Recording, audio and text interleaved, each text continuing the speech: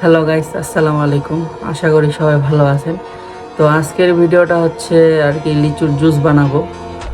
তো বাইরে দেখলাম যে প্রচুর পরিমাণে গরম পড়ছে, তো ভাবলাম যে একটু জুস বানাই, ঠান্ডা আর কি জুস বানাবো।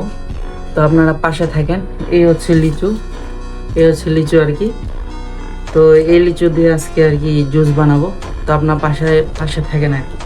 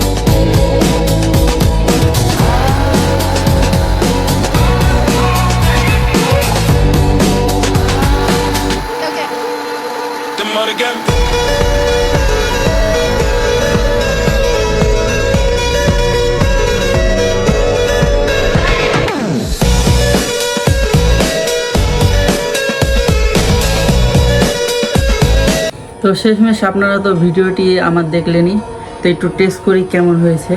এটা হচ্ছে লিচুর জুস।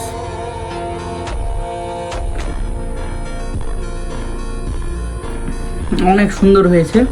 তো আপনারা আমার পাশে থাকেন, এভাবেই আমাকে সাপোর্ট করবেন, দোয়া করবেন। আসসালামু আলাইকুম।